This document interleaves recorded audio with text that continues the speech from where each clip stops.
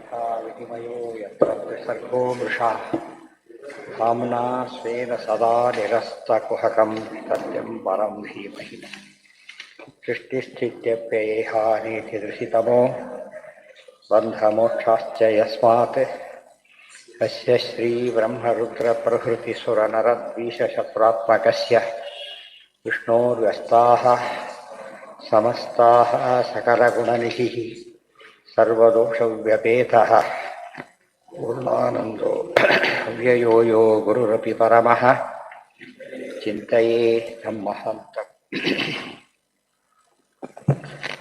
नवै अदागिತ್ತು ಯಮಾಶೇಷ ವಿಶೇಷ ಮಾಯಾ ನಿಷೇಧ ನಿರ್ವಾಣ ಸುಖಾನುಭೂತಿ ಸಸರ್ವನಾಮ ಸಚ ವಿಶ್ವರೂಪ ಪ್ರಸೀದತಾಂ ಅನಿರುಕ್ತಾತ್ಮಶಕ್ತಿ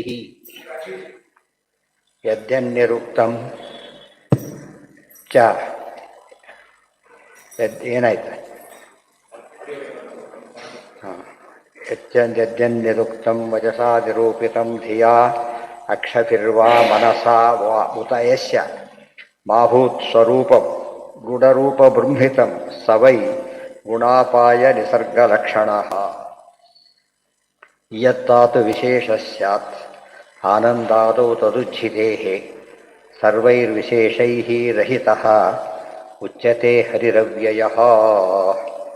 ಅಲ್ಲೊಂದು ಮಾತೊಂದು, ದೇವರಲ್ಲಿ ಯಾವ ವಿಶೇಷಗಳು ಇಲ್ಲ ಅಂತ ಹೇಳಿ.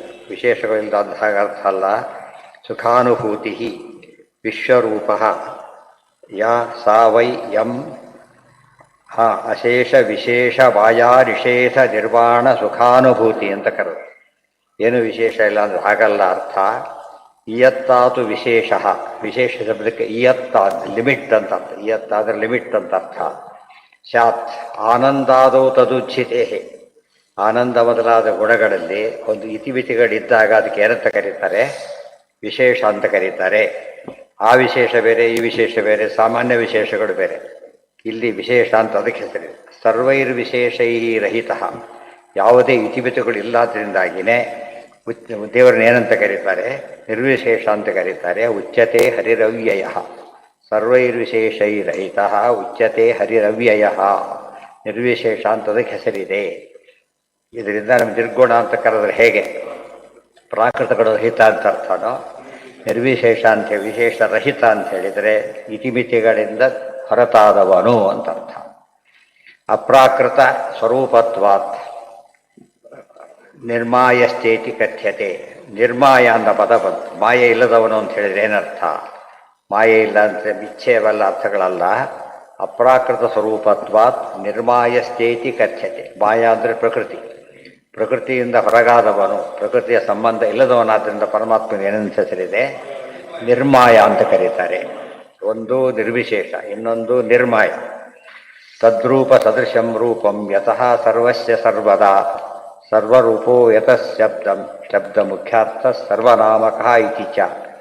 ತದ್ರೂಪ ಸದೃಶಂ ರೂಪಂ ಯತಃ ಸರ್ವಸ್ಯ ಸರ್ವದ. ಪ್ರತಿಯೊಂದು ನಿನ್ನೆ ಬಂದಿತ್ತು. ಪರಮಾತ್ಮನ ಪ್ರತಿರೂಪಕ್ಕೂ ಕೂಡ, ಪ್ರತಿಯೊಬ್ಬ ಜೀವಿಗೂ ಕೂಡ ಏನಿರಬೇಕು ಅಂದು ಅಂಥದ್ದು ಭಗವಂತನ ರೂಪ ಇರೋದು. ಅದು ಪರಿಪೂರ್ಣ ಅಪ್ರಾಕೃತ ಆಗಿರುತ್ತೆ.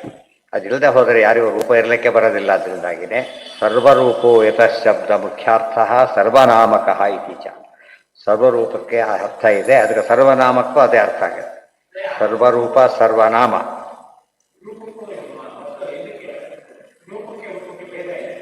ಅಲ್ಲ. ಪರಮಾತ್ಮ ರೂಪಗಳಿಗೆ ಭೇದ ಇಲ್ಲೇ ಇಲ್ಲ. ಜೀವನಿಗೆ ಎಷ್ಟು ರೂಪ ಇದೆ? ಒಬ್ಬರು ಇಲ್ಲಿ ಕೂತಾರೆ ಎಷ್ಟು ಜನ ಇದೆ ರೂಪಗಳು. ಆದ್ದರಿಂದ ಅನಂತ ರೂಪ, ಅನಂತ ಜೀವರಿತ ಅನಂತ ರೂಪಗಳು. ಅದು ಅನಂತ ರೂಪಗಳು ಇದೆ. ಆ ಅರ್ಥದಲ್ಲಿ ಅನಂತ ರೂಪ, ಈ ಅರ್ಥದಲ್ಲಿ ಅನಂತ ರೂಪ.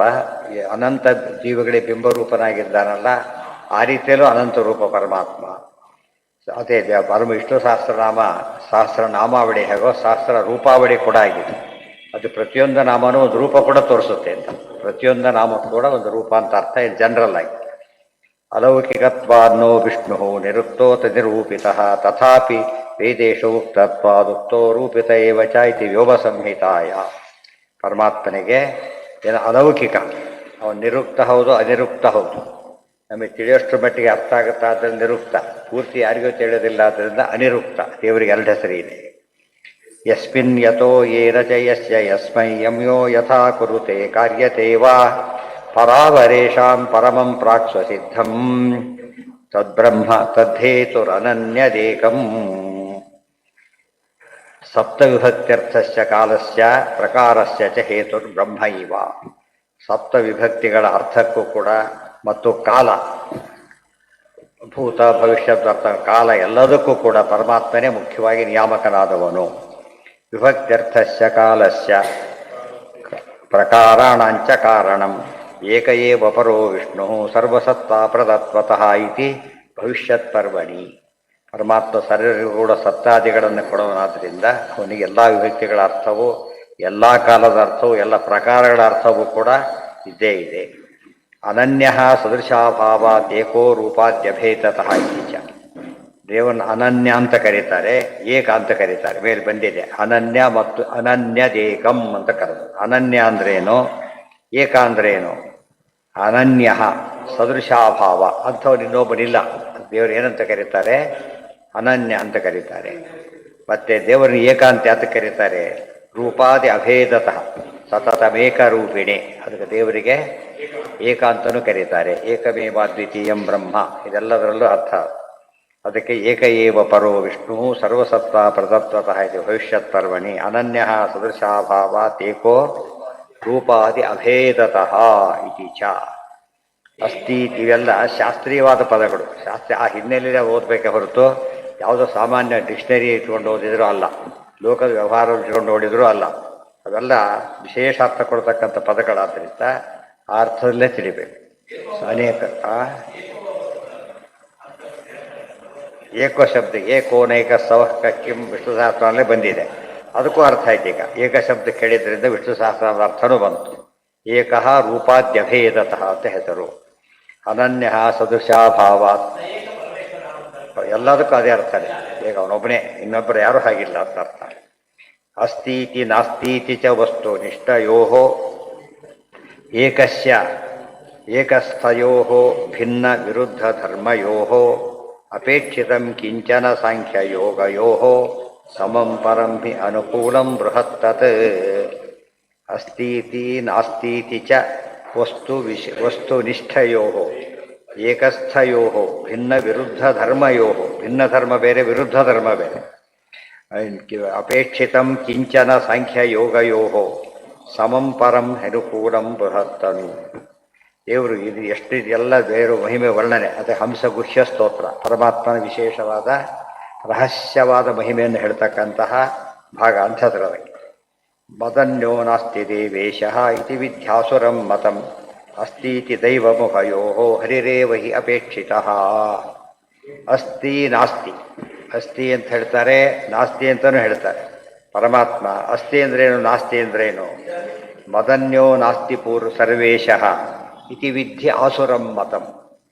ನಾಸ್ತಿ ನಮ್ಮನ್ನು ಬಿಟ್ಟರೆ ಹಿರಣ್ಯಕಶಿಪು ಹಾಗೆ ಹೇಳಿದ್ರು, ಮದನ್ಯೋ ಜಗದೀಶ್ವರ ಕಹ ಅಂತ ಹೇಳಿದ. ಇನ್ನೇನಂತ ಕರೀತಾರೆ ಇದನ್ನ? ಆಸುರ ಮತ. ಈಶ್ವರೋಹಂ ಅಹಂ ಭೋಗಿ ಭಗವದ್ಗೀತೆಯಲ್ಲೆಲ್ಲ ಬಂದಿದೆ. ಅಸ್ತೀತಿ ದೈವಂ, ದೈವಂ ಅಸ್ತಿ ಅನ್ನೋದು ದೈವ ಮತ, ಅದು ಆಸುರ ಮತ, ಇದು ದೈವ ಮತ. ಉಭಯೋ ಹರಿರೇವ ಅಪೇಕ್ಷಿತ. ಯಾವನು ಇಲ್ಲ ಇಲ್ಲ ಅಂತ ಹೇಳೋಕೆ ಹೊಟ್ಟಿದ್ದಾರೆ ನಾಸ್ತಿಕ, ಅವನ ಮೇನ್ ಕಾನ್ಸೆಪ್ಟ್ ದೇವರಿಲ್ಲ ಅಂತ ಹೇಳಬೇಕಾಗಿದೆ. ಅದನ್ನು ಉಪಾಯವಾಗಿ ಇಲ್ಲ ಇಲ್ಲ ಅಂತ ನಿಧಾನ ಹೇಳ್ತಾ ಬರ್ತಾನೆ.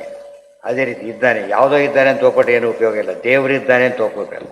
ಅಸ್ಥಿತಿ ಅನ್ನೋದಕ್ಕೂ ಕೂಡ ಅಲ್ಟಿಮೇಟಾಗಿ ಯಾರಿದ್ದಾರೆ ಅಂತ ಒಪ್ಕೋಬೇಕು? ದೇವರು. ಯಾಕೆ ಸ್ವಾತಂತ್ರ್ಯನ ಅಸ್ತಿತ್ವ ಇರೋದು ಪರಮಾತ್ಮನಿಗೆ.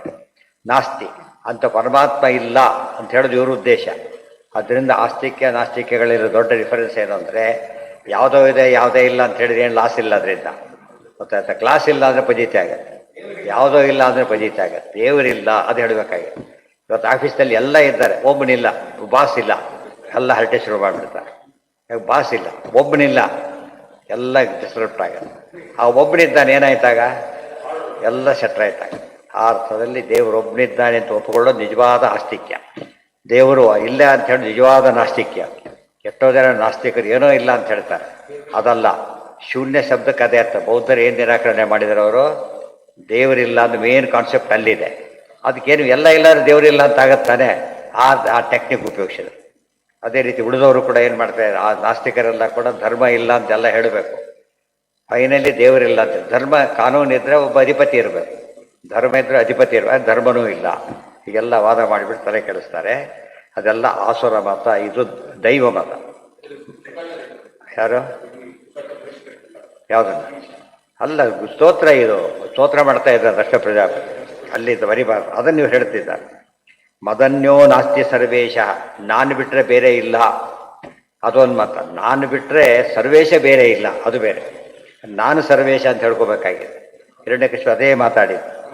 ಮದನ್ಯೋ ಜಗದೀಶ್ವರ ಕಹ, ಎಲ್ಲಿದ್ದಾನೆ? ಮಾತೆತ್ತಿರ ದೇವರು ದೇವರು ಎಲ್ಲಿದ್ದಾನೆ ಅವನು? ಇದ್ರೆ ತೋರಿಸು ಅಂತ ಹೇಳಿದಾಗ ತೋರಿಸ್ತೀನಿ ಅಂತ ಕಮ್ಮದಲ್ಲಿ ತೋರಿಸಿದ್ದಾಯಿ. ಅಸ್ತೀತಿ ದೈವಂ ಉಭಯೋರ್ ಹರಿರೇವ ಈ ಅಪೇಕ್ಷೆ. ದೇವರಿದ್ದಾರೆ ಅಂತ ಒಪ್ಕೊಂಡ್ರು ಸಾಲ್ತಿ ಮಧ್ಯೆ. ದೇವರು ಎಲ್ಲ ಕಡೆ ಇದ್ದಾರೆ ಅಂತ ಹೇಳಬೇಕು ಈ ಮಧ್ಯೆ. ಮತ್ತು ಎಲ್ಲ ಕಾಲದಲ್ಲಿದ್ದಾರೆ ಅಂತ ಹೇಳಬೇಕು, ಎಲ್ಲರೊಳಗಿದ್ದಾನೆ ಅಂತ ಹೇಳಬೇಕು. ದೇವರಿದ್ದಾರೆ, ಗುಡಿಯಲ್ಲಿದ್ದಾನೆ ಅಷ್ಟೇ, ಬಾಗಿಲಾಕಿರೋ ನಮಗೂ ಡಿಸ್ಕನೆಕ್ಟ್ ಆಗಿಬಿಡುತ್ತೆ. ಅವೆಲ್ಲ ಅಲ್ಲ. ನಾಯಿ ಬೊಗಳ್ತಾ ಇರುತ್ತೆ, ನಾವೇನು ಮಾಡೋದು? ನಾವೇ ದೂರ, ಅದೇ ದೂರ ಹೋದ್ರು ಕಳಿಸಿದ್ರು ಆಯಿತು, ಬಾಗಿಲು ಹಾಕ್ಕೊಂಡ್ರು ಆಯಿತು. ಆದರೆ ದೇವರು ಡಾಗ್ ಇದ್ದಾಗಲ್ಲ, ಗಾಡ್ ಏನಾಗಿರ್ತಾನಂತ ಎಲ್ಲ ಕಡೆ ಇದ್ದಾನೆ. ಬಾಗಿಲು ಒಳಗೂ ಇದ್ದಾನೆ, ಬಾಗಿಲಲ್ಲೂ ಇದ್ದಾನೆ, ಹೊರಗೂ ಇದ್ದಾನೆ. ಇದು ದೇವರ ಮಹಿಮೆ. ಅದು ಆ ರೀತಿ ದೇವರನ್ನು ತಿಳಿಸ್ಕೊಂಡಾಗ ಮಾತ್ರ ದೇವರನ್ನು ತಿಳ್ಕೊಂಡಾಗುತ್ತೆ ಹೊರತು ಆನೆ ಒಪ್ತೇನೆ ಇಷ್ಟಿದೆ, ಆನೆನೇ ಅದು, ಆನೆ ಒಪ್ಪಿದ ಇಷ್ಟಿದೆ ಅಂತ ಸುಳ್ಳೋದು. ಆ ಇಷ್ಟಿದ್ರೆ ಆನೆನೇ ಆಗೋದಿಲ್ಲ. ಹುಟ್ಟುತ್ತಿರಲ್ಲ ಕೂಡ ಕೋಟೆ ತಿರುವಿಗಿಂತ ಜಾಸ್ತಿ ಇರುತ್ತೆ ಹುಟ್ಟಿರ್ಬೇಕಾದ್ರೆ. ಇರುವೆ ದೊಡ್ಡದಿದೆ, ಅದು ತಪ್ಪೇ ಬರ್ತದೆ. ದೇವರನ್ನು ಬರೀ ದೇವ್ರನ್ನ ಒಪ್ಕೊಂಡ್ರೆ ಏನೂ ಉಪಯೋಗ ಇಲ್ಲ. ದೇವ್ರು ಹೀಗಿದ್ದಾರೆ ಅಂತ ಒಪ್ಪಬೇಕು, ಗೊತ್ತಾಯ್ತಾ? ಸಮುದ್ರ ಹೀಗಿದೆ ಅಂತ ತೋರಿಸ್ಬೇಕು. ಆ ಅರ್ಥದಲ್ಲಿ ಕಾನ್ಸೆಪ್ಟ್ ನಮಗೆ ಗೊತ್ತಿಲ್ಲದೆ, ಪದ ಗೊತ್ತಿದ್ರೆ ಏನೂ ಉಪಯೋಗ ಇಲ್ಲ. ಅಪೇಕ್ಷಿತ ಅಸ್ತೀತಿ. ಎಷ್ಟೋ ಜನ ನಮ್ಮಲ್ಲಿ ನಾಸ್ತಿಕರಿರ್ತಾರೆ, ಅವರು ದೇವರಿಲ್ಲ ದೇವರಿಲ್ಲ ಅಂತ ಹೇಳ್ಬೇಕಾದ್ರೆ ಅವರ ಉದ್ದೇಶ ಅದು ಅರ್ಥ ಆಗದೆ ಕೆಲವು ಮಾತಾಡ್ತಾರೆ. ಆ ವಿಚಾರ ಬೇರೆ. ಅರ್ಥ ಇದ್ದು ನೆಗೆಟ್ ಮಾಡ್ತಾರಲ್ಲ, ಅವ್ರು ಸುಳ್ಳು ಹೇಳೋರಿಗೆ ಸತ್ಯ ಗೊತ್ತಿದೆ, ಅದಕ್ಕೆ ಸುಳ್ಳು ಸೆಕೆಯೋದು ಅಂತ, ಗೊತ್ತಾಯ್ತಾ? ಗೊತ್ತಿಲ್ಲದೆ ಸುಳ್ಳು ಹೇಳಿದ್ರೆ ಅಜ್ಞಾನ ಅಂದ್ಬಿಡ್ತಾರೆ. ಸುಳ್ಳು ಆಗೋದಿಲ್ಲಲ್ಲ, ಅಜ್ಞಾನ ಅಷ್ಟೇ. ಸುಳ್ಳೇ, ಬಟ್ ಅಜ್ಞಾನ ಬೇಸಿಸ್ ಅದಕ್ಕೆ. ಯಾವುದನ್ನ ಸುಳ್ಳು ಅಂತ ಅವನು ಹೇಳ್ತಾನೆ ಅದು ಸತ್ಯಾಂಶ ಗೊತ್ತಿದೆ. ಆದ್ದರಿಂದ ಇವರೆಲ್ಲ ದೇವರನ್ನು ತಿಳ್ಕೊಂಡೇ ವಿರೋಧ ಮಾಡ್ಲಿಕ್ಕೆ ಹೊರಟವರು. ಉಪಾಯವಾಗಿ ಅದನ್ನು ಯಾರ ಮುಂದೆ ಹೇಗೆ ಹೇಳಿದ್ರೆ ನಡೆಯುತ್ತೋ ಆ ರೀತಿ ಹೇಳೋ ಒಂದು ಟೆಕ್ನಿಕ್ ಬೆಳೆಸ್ಕೋತಾರೋ, ಹೊರಗೆಲ್ಲ ತಗೊಂಡಿರ್ತಾರೆ. ಅದೇ ರೀತಿಯಲ್ಲಿ ಸರಿಯಾಗಿ ಅರ್ಥ ಮಾಡಿಕೊಂಡ್ರೆ ಅಸ್ತೀತಿ ದೈವಂ ಉಭಯೋರ್ ಹರಿರೇವಹಿ ಅಪೇಕ್ಷಿತ. ಇದಕ್ಕೂ ಹರಿ ಉದ್ದೇಶ. ಟಾರ್ಗೆಟ್ ಮಾಡೋದು ಆಸ್ತಿಕರು ಹರಿನ, ನಾಸ್ತಿಕರು ಹರಿನೇ. ಅದಕ್ಕೆ ತನ್ನ ಕಿನ್ನೇತಿ ವಿದ್ವತ್ಸು ಮೀಮಾಂಸಿತಂ ಬರುತ್ತಲ್ಲ ದ್ವಾದಸ್ತೋತ್ರಕ್ಕೆ ಅರ್ಥ. ಇದೊಂದು ಅರ್ಥ ಅದಕ್ಕೆ. ನಿಷೇಧ ವಿದ್ಯೋರ್ವಿಷಯ ಫಲದಾತ ಚ ಕೇಶವ. ನಿಷೇಧ ವಿಧಿ. ಯಾವಾಗ ಜಗಳ ಹೇಗೆ ಶುರುವಾಗುತ್ತೆ? ಯಾವುದಿಲ್ಲ ಅಂತಾನೋ ಅದು ಇದೆ ಎಂಬೋನು, ಇದೆ ಎಂಬೋನು ಇಲ್ಲ ಎಂಬೋನು, ಆಗಲೇ ಜಗಳ ಶುರುವಾಗೋದು. ಯಾವುದೋ ಇದೆ ಯಾವುದೋ ಇಲ್ಲ ಅಂತ ಜಗಳ ಬರೋದೇ ಇಲ್ಲ, ಗೊತ್ತಾಯ್ತಾ? ಇಲ್ಲಿ ಒಂದಿದೆ ಒಂದಿಲ್ಲ, ಡೆಸ್ಕ್ ಇದೆ ಇಲ್ಲಿ ಟೇಬಲ್ ಇಲ್ಲ, ಏನು ವಿರೋಧ ಇಲ್ಲ ಅದಕ್ಕೆ. ಡೆಸ್ಕೇ ಇಲ್ಲ ಅಂತೇಳಿ ವಿರೋಧ ಶುರುವಾಗುತ್ತೆ. ಯಾವುದಿದೆನೋ ಅದಿಲ್ಲ ಅಂತ ಹೇಳಿದ್ರೆ ವಿರೋಧ ಬರೋದು. ಆ ಅರ್ಥದಲ್ಲಿ ನಿಷೇಧ ವಿದ್ಯೋರ್ ವಿಷಯ ಫಲದಾತಾಚ ಕೇಶವ. ಎರಡಕ್ಕೂ ಫಲ ಕೊಡೋದು ಪರಮಾತ್ಮನೇ. ಆಸುರ ಮತಕ್ಕೆ ಫಲ ಕೊಡೋದು ಅವನೇ, ಅಂದಂತಮಸ್ಸನ್ನ. ದೈವಿ ಮತಕ್ಕೆ ಫಲ ಕೊಡೋದು ಅವನೇ, ಮೋಕ್ಷವನ್ನು. ತಾದೃಗ್ಬುದ್ಧೇ ಕಾರಣಂಚ ಸ್ಥಾನಯೋ ಉಚ್ಚ ನೀಚಯೋ. ಪರಮಾತ್ಮ ಹೀಗೆ ಉಚ್ಚ ಸ್ಥಾನ ನೀಚ ಸ್ಥಾನ ಎಲ್ಲದಕ್ಕೂ ಕಾರಣ ಪರಮಾತ್ಮನೇ ಆಗಿದ್ದಾನೆ. ಅದೆಲ್ಲ ಹೇಳೋದಕ್ಕೇನೆ ಅಪೇಕ್ಷಿತಂ ಕಿಂಚನ ಸಾಂಖ್ಯ ಯೋಗೋ ಸತ್ಯಂ ಸಮಂ ಪರಂ ಹಿ ಅನುಕೂಲಂ ಬೃಹತ್ ತಂ ಯೋನುಗ್ರಹಾರ್ಥಂ ಭಜತಾಂ ಪಾದಮೂಲಂ ಅನಾಮರೂಪೋ ಭಗವಾನನಂತಃ ನಾಮಾನಿ ರೂಪಾಣಿ ಚ ಜನ್ಮ ಕರ್ಮಭಿರ್ಭೇಜೇ ಸಮಹ್ಯಂ ಪರಮಃ ಪ್ರಸೀದತು. ಯೋ ಅನುಗ್ರಹಾರ್ಥಂ ಭಜತಾಂ ಪಾದಮೂಲಂ. ಪರಮಾತ್ಮ ಅನಂತ ನಾಮ ಹೊಂದಿದ್ದಾನೆ, ಅನಂತ ರೂಪ ಹೊಂದಿದ್ದಾನೆ. ಅನಾಮ ರೂಪ. ಆ್ಯಕ್ಚುಲಿ ಪರಮಾತ್ಮನಿಗೆ ಹೆಸರಿಲ್ಲ, ರೂಪನೂ ಇಲ್ಲ. ಹೆಸರಿಲ್ಲ ಅಂದರೆ ಏನು? ಅನ್ನು ಪೂರ್ತಿ ಹೇಳ್ತಕ್ಕಂಥ ಪದ ಯಾವುದೂ ಇಲ್ಲ. ದೇವರನ್ನು ಪೂರ್ಣವಾಗಿ ಹೇಳ್ತಕ್ಕಂಥ ಪದ ಯಾವುದೂ ಇಲ್ಲ. ಅದೇ ರೀತಿ ಪರಮಾತ್ಮನ ಪೂರ್ತಿ ತರಿಸ್ತಕ್ಕಂಥ ರೂಪನೂ ಇಲ್ಲ. ಯಾವ ರೂಪನೂ ಪರಮಾತ್ಮ ಇದ್ದಾಗಿಲ್ಲ. ಆ ದೇವರಿಗೆ ಅನಾಮ ಅಂದರೆ ಹೆಸರಿಲ್ದವನು ಅಲ್ಲ, ಅವ್ರು ಹೇಳ್ತಾ ಸರಿಯಾದ ಹೆಸರಿಲ್ಲದೆ ಇದ್ದವನು. ರೂಪ, ನಾವು ಕಂಡ ಯಾವ ರೂಪನೂ ದೇವರಿದ್ದಾಗಿಲ್ಲ. ಅದರಿಂದ ಅರೂಪ, ಅನಾಮ ಅರೂಪ. ಆದರೂ ಪರಮಾತ್ಮ ಏನು ಮಾಡ್ತಾನೆ? ಮತ್ಸ್ಯಾದಿ ರೂಪಗಳಿಂದ ನಮಗೆ ಕಾಣಿಸ್ತಾನೆ, ಕೃಷ್ಣರಾಮಾದಿ ರೂಪಗಳಿಂದ ಕಾಣಿಸ್ತಾನೆ. ಯಾತಕ್ಕೆ ಅಂದರೆ ಭಕ್ತರ ಅನುಕೂಲಕ್ಕೋಸ್ಕರ. ಇದ್ರ ಏನು ಮಾಡಕ್ಕೆ ಬರೋದಿಲ್ಲ, ಅವರು ಚಿಂತನೆ ಮಾಡಲಿಕ್ಕೆ ಬರೋದಿಲ್ಲ. ಅದಕ್ಕಾಗಿ ಪರಮಾತ್ಮ ತೋರಿಸ್ತಾನೆ. ನಿಜವಾದ ಪರಮಾತ್ಮನ ಯೋಚನೆ ಮಾಡಲಿಕ್ಕೆ ಹೊರಟ್ರೆ ಟ್ರೂ ಸೆನ್ಸಲ್ಲಿ ಯೋಚನೆ ಮಾಡಲಿಕ್ಕೆ ಆಗೋದಿಲ್ಲ. ಆದರೂ ನಮ್ಗೆ ಯೋಚನೆ ಮಾಡಿ ಅನುಕೂಲವಾಗಲಿ ಅಂತ ಏನು ಮಾಡ್ತಾರೆ, ನಾವು ಆನೆ ತೋರಿಸ್ಬೇಕು, ಆನೆ ಇಲ್ಲ ಎದುರುಗಡೆ, ಆನೆ ಚಿತ್ರ ಬರೋದು ತೋರಿಸ್ತಾರೆ. ಚಿತ್ರ ಆನೆ ಅಲ್ಲ ಆ್ಯಕ್ಚುಲಿ, ಬಟ್ ಅರ್ಥ ಆಯ್ತು ಅಂತಾರೆ ಅವನಿಗೆ. ಏನರ್ಥ ಅವನಿಗೆ ಈಗ ಅರ್ಥ ಆಯ್ತು. ಆನೆ ನೋಡದೆ ಹೋದರೂ ಆನೆ ಅರ್ಥ ಆಯ್ತು ಅವನಿಗೆ. ಅದಕ್ಕೆ ಒಂದು ಚಿತ್ರ ಆಗಿದೆ. ಅದೇ ರೀತಿ ಎಲ್ಲ ನಾಮಗಳು ಕೂಡ ಪರಮಾತ್ಮನಿಗೆ ವಾಚಕ ಹೌದು, ಹೌದು, ಅಲ್ಲ ಅಲ್ಲ. ಅನಾಮ ರೂಪ, ಅನಾಮ ಅಂದರೆ ನಾಮ ಇಲ್ಲದವನು, ಅರೂಪ ಅಂದರೆ ರೂಪ ಇಲ್ಲದವನು, ಎರಡು ಸೇರಿ ಅನಾಮ ರೂಪ. ಅನಾಮ ರೂಪ ಬಿಡಿಸ್ಕೋಬಾರ್ದು. ಅನಾಮ ರೂಪ, ಅನಾಮಶ್ಚ ರೂಪಶ್ಚ ಅನಾಮ ರೂಪ. ಹೇಳಿಲ್ಲ, ಅವನು ಹೇಳ್ತಕ್ಕಂಥ ಅವನ ಅನಂತ ನಾಮ ಇದೆ. ಯಾವ ನಾಮನು ಪೂರ್ತಿ ಹೇಳೋದಿಲ್ಲ, ಅದು ವಿಶೇಷ. ಅದು ಸರಿ ಸರಿ ಸರಿ ಹೇಳಿದಾರೆ ಅವರಲ್ಲ, ಸರಿ ಹೇಳಿದ್ದಾರೆ. ಅದರಿಂದ ಅದೇ ಹೇಳ್ತಿರೋದು, ಎಲ್ಲೆಲ್ಲಿ ದೇವ್ರ ಬಗ್ಗೆ ಹೇಳ್ತಾರೆ ಅದೇ ಅರ್ಥದಲ್ಲಿ ಹೇಳಬೇಕು, ಬೇರೆ ಅರ್ಥದಲ್ಲಿ ಹೇಳಬಾರ್ದು. ಆ ರೀತಿ ತಿಳ್ಕೊಂಡ್ರೆ ತಪ್ಪು ತಿಳ್ಕೊಂಡಿದ್ದ. ಇವ್ರ ಹೆಸರೇ ಇಲ್ಲ ಅಂತ ತಿಳ್ಕೊಂಡ್ರೆ ತಪ್ಪು, ರೂಪ ಇಲ್ಲ ಅಂದ್ರೂ ತಪ್ಪು. ಆದರೆ ನಾವು ಅರ್ಥ ಮಾಡ್ಕೊಡ್ತಕ್ಕಂಥ ರೂಪ ಇಲ್ಲ, ಅಪ್ರಾಕೃತ ರೂಪ ಇದೆ. ನಾವು ಹೇಳ್ತಕ್ಕಂಥ ಒಬ್ಬರನ್ನ ಪೂರ್ತಿ ಹೇಳ್ಬಿಡ್ತಕ್ಕಲ್ಲ. ಆದರೆ ಅಷ್ಟೇ, ಇದಕ್ಕಿದ್ದೇನೆ ಅನ್ಬೋದು ಕತೆ ಇಷ್ಟೇ ಅವರು. ಆ ದೇವರ ಹೇಳಿಬಿಡೋದಿಲ್ಲ. ಎಂಡಾಗಲೇ ಸಾಕಾಷ್ಟ ಸಾ ಪರಾಗತಿ. Words fail to express him fully. Words ಫೇಲ್ಸ್ದು ಏನಾಗುತ್ತೆ, ಎಕ್ಸ್ಪ್ರೆಸ್ ಹಿಮ್ ಫುಲ್ಲಿ. ಅದು ಬೇಕು ನಮಗೆ. ಎಕ್ಸ್ಪ್ರೆಸ್ಸು ಅದು ಯಾವ ರೀತಿ ಎಕ್ಸ್ಪ್ರೆಸ್ ಅಲ್ಲ, ಟೋಟಲಿ ಅಲ್ಲ. ಇವತ್ತು ಯಾವೊಂದು ಚಿತ್ರ ಬರೀತಾರೆ, ಸಮುದ್ರ ಅಂತೇಳಿ ಎಲ್ಲ ಕಡೆ ತೋರಿಸ್ಬಿಡ್ತಾನೆ ಆಗ್ತದೆ. ಸಮುದ್ರ ಅಲ್ಲ ಅದು, ಏನಾಗುತ್ತದ, ಕೆರೆ ಆಗುತ್ತೆ. ಯಾಕೆ ಇನ್ನೊಂದು ಎಂಡು ಕಾಣಿಸ್ಬಾರ್ದು ನಮಗೆ. ಇನ್ನೊಂದು ಎಂಡು ಇವತ್ತು ಆಕಾಶ ಎಂಡು ಕಂಡ್ರೆ ಆಕಾಶ ಆಗುತ್ತೆ. ಅದು ಇದು ರೂಪ್ ಇದಕ್ಕೆ ಎಂಡು ಕಾಣಿಸ್ತಿಲ್ಲ, ಆಕಾಶ ಅಲ್ಲ. ಅಭ್ಯಾಸ ಅದನ್ನು ನೋಡ್ಬೇಕು, ಎಂಡ ತೋರಿಸ್ಬಾರ್ದು ಅದಕ್ಕೆ. ದೇವರು ಹಾಗೆ, ನಾವು ದೇವ್ರನ್ನ ತಿಳ್ಕೊ ಇಷ್ಟೇ ಎಷ್ಟು ಮೂರ್ತಿಯಲ್ಲಿದ್ದಾನೆ ಹೋಯ್ತು ಕತೆ. ದೇವರಲ್ಲ, ಅಲ್ಲಿ ದೇವ್ರ ಚಿಂತನೆ ಮಾಡ್ತೇವೆ ಹೊರತು ಏನಲ್ಲ ಅದು. ಆನೆ ಚಿತ್ರ ಆನೆ ಅಂತ ಹೇಗೆ ಕರಿತೇವೋ ಮೂರ್ತಿಗಳನ್ನ ಹಾಗೆ ತಿಳಿದ್ರು. ಅದು ಮೂರ್ತಿ ದೇವರು ಹೇಳೋದು ಹೌದು, ಆದರೆ ಅದೇ ದೇವರಲ್ಲ. ನ ಪ್ರತೀಕೆ ನಹಿಸ, ಅದಕ್ಕೆ ಅದೇ ಮಾತು ಎಲ್ಲದಕ್ಕೂ ಹಾಗೆ. ಹೆಸರಿದೆ, ಹೆಸರಿಲ್ಲ, ರೂಪ ಇದೆ, ರೂಪ ಇಲ್ಲ, ಪ್ರತೀಕ ಇದೆ, ಪ್ರತೀಕ ಅಲ್ಲ. ಈ ರೀತಿ ದೇವರನ್ನು ತಿಳ್ಕೊಂಡು ಅದು ನಿಜವಾದ ತಿಳ್ಕೊಂಡಾಗುತ್ತೆ ಹೊರತು ಇಲ್ಲವರ ದೇವ್ರ ರಿಪಿಟೇಷನ್ ಬರುತ್ತೆ ಎಂದು ಆ ರೀತಿ ತೋರಿಸಬಾರ್ದು. ತತ್ಕರ್ಮಣಾಂ ಯೋನೋ, ಇಷ್ಟೆಲ್ಲ ಮಾಡೋದು ಯಾತಕ್ಕೆ, ಅನುಗ್ರಹಾರ್ಥಂ ಭಜತಾಂ ಪಾದಮೂಲಂ. ತಾನು ಭಕ್ತರ ಅನುಕೂಲವಾಗಲಿ ಅಂತೇಳಿ ಹಾಗೆ ತಿಳಿಸ್ತಾನೆ. ನಾಮಾನಿ ರೂಪಾಣಿ ಚ ಜನ್ಮ ಕರ್ಮವಿ ಭೇಜೆ. ನಾಮ ಇನ್ಫಿನಿಟಿ ನಾವು ತೋರಿಸ್ಬೇಕೀಗ. ಹೇಗೆ ತೋರಿಸ್ತೀವಿ, ಹಾಗೆ ತೋರಿಸ್ಬಿಡ್ತೀವಿ. ಇದು ತೋರಿಸಿದ್ರೆ ಇನ್ಫಿನಿಟ್ ಹೇಗಾಗುತ್ತದ, ತೋರಿಸ್ಬಾರ್ದು ಅದನ್ನು. ಇನ್ಫಿನಿಟಿ ಹೀಗೆ ತೋರಿಸ್ಬಿಟ್ರೆ ಅದು ಸಿಂಪಲ್ ಅಷ್ಟೇ ಹೊರತು ಏನಲ್ಲ. ಇದು ಇಷ್ಟೇ, ಅದು ಯಾಕೆ ಇಷ್ಟೇ ಇಷ್ಟಿದೆ, ಯಾಕೆ ಇನ್ಫಿನಿಟ್ ಹೇಗಾಗುತ್ತದು. ಸಂಕೇತ ಕೊಟ್ಟಿದೆ ಹೊರತು ಏನಲ್ಲ ಅದು, ಅದಲ್ಲ. ಆ ರೀತಿ ತಿಳ್ಕೊಬೇಕು. ಇಲ್ಲದೆ ಹೋದರೆ ಅದು ಸೊನ್ನೆ ಅಂತ ತೋರಿಸೋದು, ಸೊನ್ನೆ ತೋರಿಸ್ಬಾರ್ದು. ಸೊನ್ನೆನ ಯಾಕೆ ಇಲ್ಲ, ಹೇಗೆ ತೋರಿಸ್ತಿದ್ದೀವಿ, ಅರ್ಥ ಆಗ್ಲಿಕ್ಕೆ ತೋರಿಸ್ಬೇಕು. ಅದಕ್ಕೆ ಭಜತಾಂ ಅನುಗ್ರಹಾರ್ಥಂ ಪಾದಮೂಲಂ. ಪಾದಮೂಲವನ್ನು ಭಜನೆ ಮಾಡ್ತಾರಲ್ಲ, ಅದಕ್ಕೋಸ್ಕರ ಕೆಲವು ಪದ ಮೂಲ ಮಾಡ್ಕೊಂಡು ಮಾತಾಡ್ತೀವಿ ಹೊರತು ಬೇರೆ ಇಲ್ಲ. ಪಾದಮೂಲ, ಪದಮೂಲ, ಮೂಲ ಪದ ದೇವರಿಗೊಂದಿಲ್ಲೇ ಇಲ್ಲ. ಗೊತ್ತಾಯ್ತಾ? ಯಾಕೆ, ಶಕ್ತಿ ಇಲ್ಲ, ಪದ ಯಾವ ಪದಕ್ಕೂ ಶಕ್ತಿ ಇಲ್ಲ ಹೇಳೋದಕ್ಕೋಸ್ಕರವಾಗಿ. ಮುಂದೆ ಹೇಳ್ತಾರೆ, ಅರೂಪತ್ವಾದ ಅನೂತ್ಪತ್ವಾದ ಅರೂಪಸ್ತು ಅವತಾರೇಣ ರೂಪಕರ್ಮಾಣಿ ದರ್ಶಯೇ. ರೂಪ ಆದರೂ ಕೂಡ ಅವತಾರ ಮಾಡ್ತಾನೆ, ರೂಪ ತೋರಿಸ್ತಾನೆ, ಕರ್ಮಗಳನ್ನು ಎಲ್ಲ ತೋರಿಸ್ತಾನೆ. ಆದರೆ ಪೂರ್ತಿ ಅಲ್ಲ. ನಿತ್ಯ ರೂಪೋ ನಿತ್ಯ ಕರ್ಮ ಅಪಿ ಅವ್ಯಕ್ತತ್ವ ಅಪೇಕ್ಷತು. ನಿತ್ಯ ರೂಪ ಇದೆ, ನಿತ್ಯ ಕರ್ಮ ಇದೆ. ಆದರೆ ನಾವು ತಿಳ್ಕೊಂಡ ಕರ್ಮ, ನಾವು ರೂಪ ಅಲ್ಲ ಅಂತ ಹೇಳೋದಕ್ಕೋಸ್ಕರ ಅರೂಪ ಕರ್ಮ ಇತಿ ಉದಿತ. ಅರೂಪ ಕರ್ಮ ಅಂತ ಕರೀತಾರೆ. ಅರೂಪ, ಅಕರ್ಮ, ಅನಾಮ, ಮತ್ತೆ ಅಕ್ರಿಯ, ಏನು ಬೇಕಾದ್ರೆ ಹೇಳಿ, ಆ ಸೇರಿಸಿ ಹೇಳಿ, ಇಲ್ಲ ಅಂತ ಅರ್ಥದಲ್ಲಿ ಹೇಳಬಾರ್ದು. ಅದನ್ನು ಅದು ಪೂರ್ತಿ ಹೇಳೋದಕ್ಕಾಗೋದಿಲ್ಲ ಅನ್ನೋ ಅರ್ಥ ಹೇಳಿದ್ರೆ ಸರಿಯಾದ ಸಿದ್ಧಾಂತ. ರೂಪಕರ್ಮೋಜ್ಜಿತೇರ್ನತು, ರೂಪಕರ್ಮಗಳಿಲ್ಲ ಅಂತಲ್ಲ, ಆದರೆ ನಾವೇ ತಿಳಿಸ್ತಕ್ಕಂಥ ರೂಪವಾಗಲಿ ಕರ್ಮವಾಗಲಿ ಇಲ್ಲ. ಇತಿ ಪ್ರಕಾಶ ಸಂಹಿತಾಯಾಮ್. ಇವತ್ತು ಆಕಾಶ ಚಿತ್ರ ಬರಬೇಕಾದ್ರೆ ಆಕಾಶ ಪೂರ್ತಿ ನೋಡಿರ್ಬೇಕು ಅವನು. ಪೂರ್ತಿ ನೋಡಿದ್ರೆ ಆಕಾಶ ಆಗುತ್ತೆ. ಅದನ್ನ ಏನು ಹೇಳ್ಬೇಕು ಅವನು, ಅಷ್ಟೇ ಅಂಡರ್ಸ್ಟ್ಯಾಂಡ್ ಸ್ಟಾಪ್ ಆಗಿಬಿಡ್ಬೇಕಷ್ಟೆ, ಮುಂದೆ ಹೇಳೋದಕ್ಕೆ ಬರೋದಿಲ್ಲ. ಹೌದು, ಆದರೆ ಭಗವಂತ ಒಬ್ಬನೇ ಆಗಿರೋದು. ಗೊತ್ತಾಯ್ತಾ? ಅನಂತರ ಮಹಾಲಕ್ಷ್ಮಿ.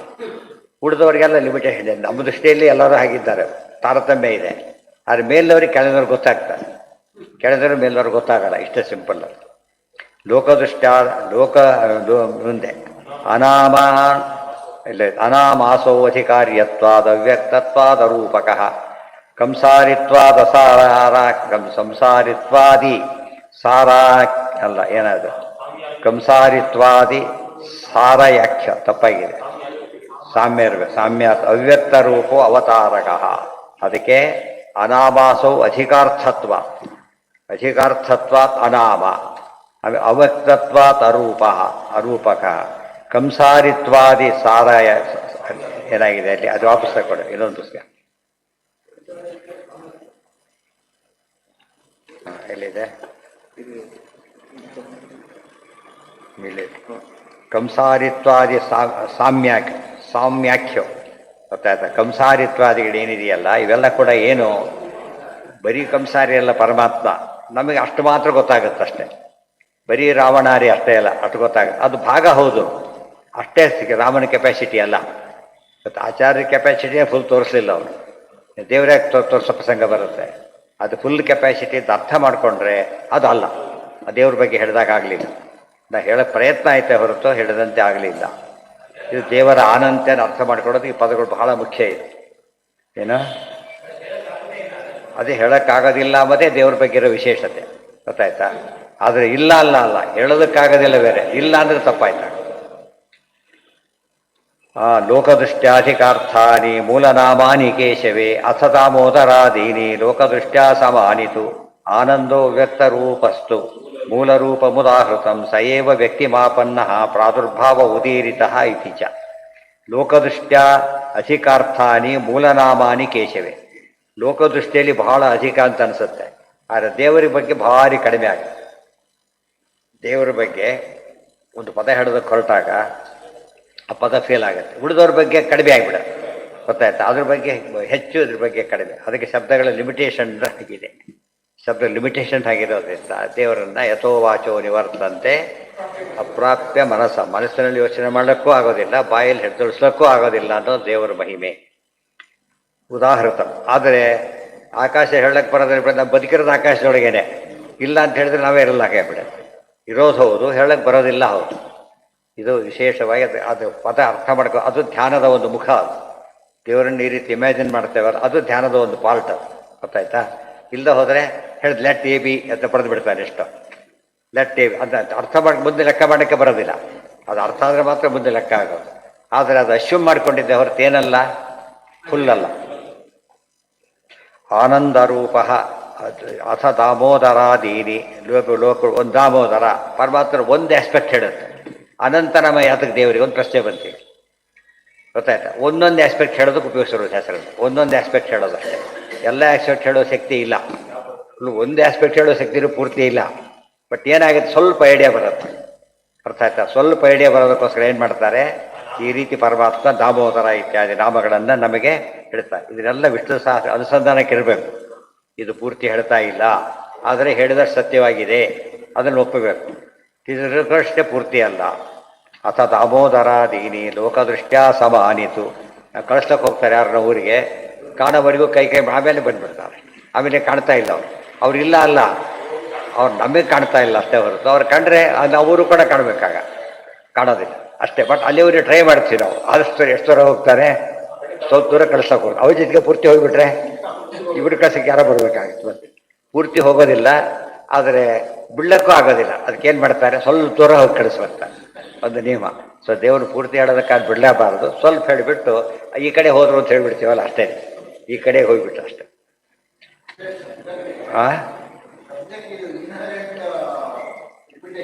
ಅಲ್ಲ, ಶಬ್ದಗಳಿಗೆ ಕೆಪಾಸಿಟಿ ಒಂದು ಇಲ್ಲ ಇಲ್ಲ ಇಲ್ಲ ಇಲ್ಲ ಶಬ್ದಕ್ಕೆ ಶಕ್ತಿ ಜಾಸ್ತಿ ಇದೆ. ಅದು ದೇವ್ರು ಹೇಳೋದಕ್ಕಾಗ್ತಾ ಇಲ್ಲ ಅಷ್ಟೇ. ಉದಾಹರಣೆಗೆ ಒಬ್ಬ 1000 ರೂಪಾಯಿನ ಕೋಟ್ಯಾಧೀಶ ಅಂತ ಕರೀತಾರೆ. ಕೋಟಿ ಶಬ್ದ ಬಹಳ ಶಕ್ತಿ ಇದೆ. ಇಲ್ಲ, ಇವ್ರ ಇಲ್ಲ ತಗೊಳ್ಳೋದಕ್ಕೆ. ಶಬ್ದದ ಲಿಮಿಟೇಷನ್ 2. ಒಬ್ಬರಿಗೆ ಜಾಸ್ತಿ ಆಗುತ್ತೆ, ಇನ್ನೊಬ್ಬರಿಗೆ ಕಡಿಮೆ ಆಗುತ್ತೆ. ಹಾಗಿದೆ ಅದು. ಅರ್ಥ ಆಯ್ತಾ? ಫುಲ್ಲಿ ಹೇಳಬೇಕು ಹೊರಡ್ರೆ ಅಲ್ಲ. ಅದೇ ಹೇಳ್ತಿರೋದು, ಒಂದು ಶಬ್ದ ತನ್ನ ಪೂರ್ತಿ ಅರ್ಥವನ್ನು ಇಟ್ಕೊಂಡ್ಬಿಟ್ಟಿದೆ. ಆದರೆ ಪೂರ್ತಿ ಅರ್ಥ ಹೇಳೋದು ಜನಗಳೇ ಸಿಗೋದಿಲ್ಲ ಫಸ್ಟ್ ನಮಗೆ. ಅದಕ್ಕೆ ತಕ್ಕಂತೆ ಆ ಥರ ಆಗಿ ಇವತ್ತು ಬಹಳ ಆನಂದ ಹೇಳಬೇಕು.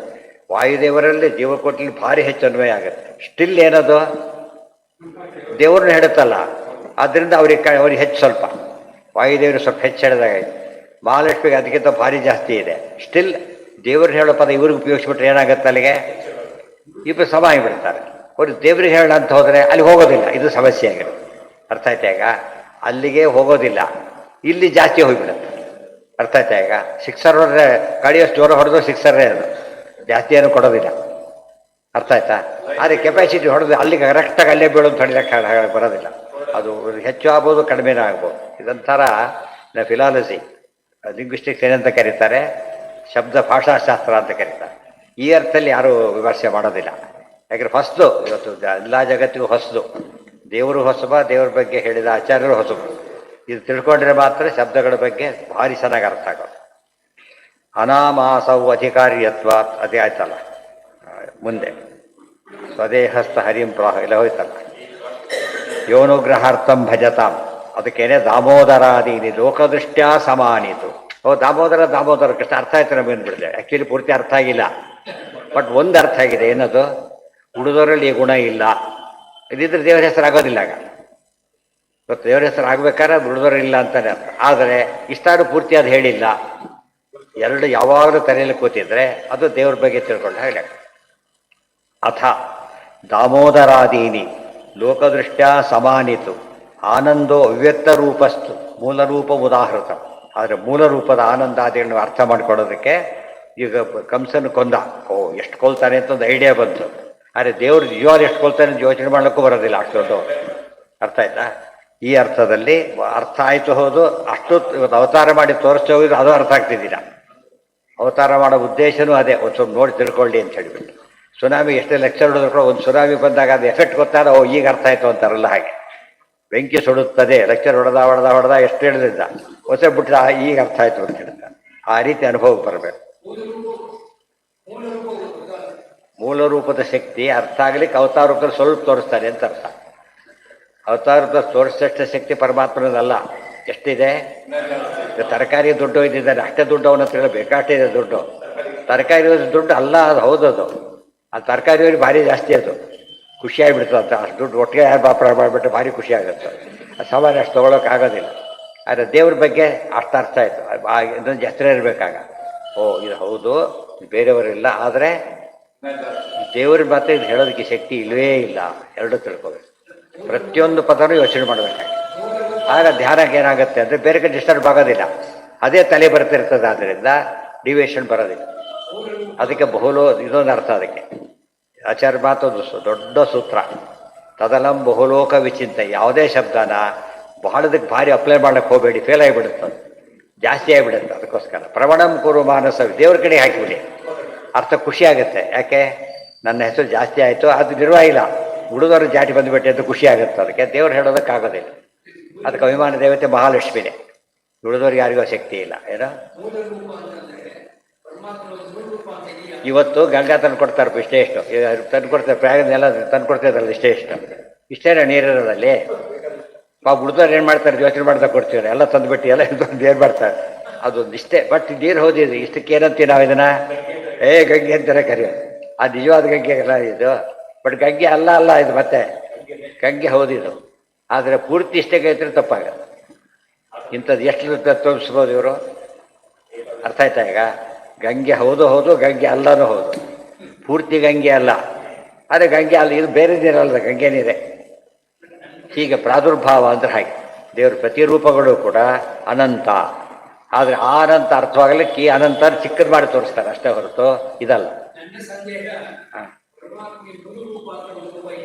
ಅಯ್ಯೋ, ಹೇಳ್ತಿರೋದೇನು? ಮೂಲರೂಪ ಅಥವಾ ಭೇದ ಇಲ್ಲ ಅಂದಮೇಲೆ ಮೂಲರೂಪ ಇರೋ ಪರಮಾತ್ಮನೇ ಸತತ ಮೇಕರೂಪಿಣೆ. ಎಲ್ಲ ರೂಪನೂ ಮೂಲರೂಪಗಳೇ. ಒಂದು ಭಾಗ ತೋರಿಸ್ತಾರೆ ಅಷ್ಟೇ. ಈ ಅಂಗಡಿಯಲ್ಲಿ ಸೀರೆ ಪಂಚೆ ಮಡಿಸಿಟ್ಟಿರ್ತಾರೆ, ಗೊತ್ತಾಯ್ತಾ? ಇಷ್ಟೇ ಇದೆ ಅಂತ ಯಾರು ಹೇಳ್ತಾರಲ್ಲ, ಮಡಿಸಿಟ್ಟಿದ್ದಾರೆ. ಅದಕ್ಕೆ ಇಡ್ಲಕ್ಕೆ ಸಾಧ್ಯವಾಗ್ತಿರಲಿಲ್ಲ. ಅರ್ಥ ಆಯ್ತಾ? ಅವ್ರು ಯಾವ ಎಷ್ಟು ಬೇಕೋ ಅಷ್ಟು ತೋರಿಸ್ತಾರೆ ಅಷ್ಟೇ. ಅಂದರೆ ಮಡಿಸಿಟ್ಟಾಗ ಅದು ಜಾಗ ಚಿಕ್ಕದಾದ್ರೂ ಕೂಡ ಉದ್ದ ಅಷ್ಟೇ ಇದೆ, ಬಿಚ್ಚಿ ತೋರಿಸ್ಬೇಕು. ಶಬ್ದ ಇದೆ, ಅರ್ಥ ತೋರಿಸ್ಬೇಕಲ್ಲ, ಆ ರೀತಿ. ಸೊ ದೇವ್ರ ಬಗ್ಗೆ ಆ ರೀತಿ ಹೇಳೋ ಪ್ರಯತ್ನನ ಶಬ್ದಗಳು ಮಾಡುತ್ತೆ, ಅದು ಯಾವುದು ಮುಟ್ಟೋದೇ ಇಲ್ಲ. ಯಹ ಪ್ರಾಕೃತೈ ಸೈವ ವ್ಯಕ್ತಿಭಾಪನ್ನ ಪ್ರಾದುರ್ಭಾವ ಉದೀರಿತ. ಯಾವಾಗ ಕಾಣಿಸ್ತಾನಲ್ಲ ಅದು ಪ್ರಾದುರ್ಭಾವ ಅಂತ ಕರೀತಾರೆ. ಕಾಣಿಸ್ತೇ ಹೋದಾಗ ನಮ್ಮ ದೇವರು ಕಾಣ್ತಾ ಇಲ್ಲ ಅನ್ಬೇಕು, ದೇವರಿಲ್ಲ ಅಲ್ಲ, ಕಾಣ್ತಾ ಇಲ್ಲ ಅಂತ ಹೇಳ್ಬೇಕಷ್ಟೆ. ಪ್ರಾಕೃತ ನೋಡಿ, ವಿಶ್ವರೂಪ ಇದೆ, ವಿಶ್ವರೂಪ ಬೇರೆ ಅಲ್ಲ, ಕೃಷ್ಣರೂಪನೂ ಬೇರೆ ಅಲ್ಲ. ಅದು ಆ ರೂಪ ಈ ರೂಪ ತೋರಿಸು ಅಂತ ಹೇಳ್ತಾರೆ. ಆ್ಯಕ್ಚುಲಿ ಏನದು, ಎರಡು ಒಂದೇ. ಆದರೆ ಆ ರೂಪದಲ್ಲಿ ಪರಮಾತ್ಮ ಎಕ್ಸಿಬಿಟ್ ಮಾಡಿದಾಗ ಇಲ್ಲಿ ಮಾಡೋದಿಲ್ಲ ಅಷ್ಟೇ. ಲೈಟ್ ಹಾಸು ಚಿಕ್ಕ ಲೈಟ್ ಹಾಕೋತಾರಲ್ಲ, ಕರೆಂಟ್ ಬೇರೆ ಆಗಲಿಲ್ಲ, ಬಲ್ಬ್ ಬೇರೆ ಆಯ್ತು ಅಷ್ಟೇ. ಪರಮಾತ್ಮನಿಗೆ ಅದೂ ಇಲ್ಲ, ನಮಗೆ ಎಕ್ಸಾಂಪಲ್ ಕೊಟ್ಟಿದ್ದು ಅಷ್ಟೇ ಹೊರತು ಎಲ್ಲ ರೂಪನೂ ಅಷ್ಟೇ. ಈಗ ನಮಗೆ ಯಾಕೆ ಅವತಾರ ಮಾಡ್ತಾನೆ, ಯಾಕೆ ನಾಮ ಇಟ್ಕೊಂಡಿದ್ದಾನೆ ಅನ್ನೋದಕ್ಕೆ ಅರ್ಥ ಆಗುತ್ತೆ. ಒಂದೆರಡು ಹೆಸರು ಸಾಲದಾಗಿತ್ತಾ? ಯಾಕಂದ್ರೆ 1000 ನಾಮ ಯಾಕಬೇಕು ನಮಗೆ? 10 ಆಗತಕ್ಕೆ, 108 ಯಾತಕ್ಕೆ ಅಂತ ಕೇಳಿದರೆ ಶಬ್ದಗಳು ಅರ್ಥ ಮಾಡಿಕೊಳ್ಳಿ. ಅದು ಯಾವ ಶಬ್ದನ ಹೇಳೋದಿಲ್ಲ ಅಂತ ಅರ್ಥ ಮಾಡಿಕೊಳ್ಳಿ, ದೇವ್ರ ಮಹಿಮೆ ಅರ್ಥ ಆಗುತ್ತೆ ಅಂತ. ಹಾಂ, ಅನಂತ ರೂಪದ ಶಕ್ತಿನೂ ಅರ್ಥ ಮಾಡ್ಕೋಬೇಕು. ಒಂದು ರೂಪನೇ ಪೂರ್ತಿ ತಿಳಿಯೋದಿಲ್ಲ, ಅನಂತ ರೂಪ ಹೇಗೆ ತಿಳಿಯುತ್ತೆ ಅಂತಲೂ ತಿಳಿಬೇಕು. ಆ ರೀತಿ ದೇವ್ರ ಬಗ್ಗೆ ನೀವು ಪೂರ್ತಿ ಗೊತ್ತಿಲ್ಲ ಅಂತ ಹೇಳೋದೇ ನಿಜವಾದ ಜ್ಞಾನ. ಅದನ್ನೇ ಉಪನಿಷತ್ ಹೇಳಿತು, ಬರುತ್ತೆ ತಲವಕಾರದಲ್ಲಿ ಹೇಳಿದ್ರೆ ಬಂದಾಗಿದೆ ಆಗಿದೆ. ಏನಂತ? ಯಸ್ಯ ಮತಂ ತಸ್ಯ ಅಮತಂ. ದೇವ್ರ ಬಗ್ಗೆ ಗೊತ್ತು ಅಂತ ಅವನು ಹೇಳ್ತಾನೆ, ಅವನಿಗೆ ಗೊತ್ತಿಲ್ಲ ಅಂತ ಅರ್ಥ. ಯಾವನು ಗೊತ್ತಿಲ್ಲ ಅಂತ ಹೇಳ್ತಾರಲ್ಲ ಅವನಿಗೆ ಗೊತ್ತಿದೆ ಅಂತ ಅರ್ಥ. ಗೊತ್ತಾಯ್ತಾ? ಇದು ಒಗಟದು. ಸ್ವದೇಹಸ್ಥಂ ಸಹ ಯಹ ಪ್ರಾಕೃತೈ ಜ್ಞಾನ ಪಥೈ ಜನಾನಾಂ ಯಥಾಶಯಂ ದೇಹಗತೋ ವಿಭಾತಿ ಯಥಾನಿಲ ಪಾರ್ಥಿವಮಾಶ್ರಿತೋ ಗುಣಂ ಸ ಈಶ್ವರೋ ಮೇ ಕುರುತಾನ್ ಮನೋರಥಂ. ಇವೆಲ್ಲ ಸ್ತೋತ್ರಗಳೆಲ್ಲ ತತ್ವಗಳಿವೆಲ್ಲ ಕೂಡ. ಸಾಮಾನ್ಯ ಸ್ತೋತ್ರಗಳು ಬೇರೆ, ಈ ತತ್ವ ಹೇಳ್ತಕ್ಕಂಥ ತತ್ವನೇ. ಎಲ್ಲ ಸ್ತೋತ್ರ ತತ್ವ ತುಂಬಿದ್ರು ಕೂಡ ನೇರ ತತ್ವ ಹೇಳ್ತಕ್ಕಂಥ ಭಾಗ ಇದು. ಪ್ರಾಕೃತೈ ಜ್ಞಾನಪಥೈ ಜನಾನ.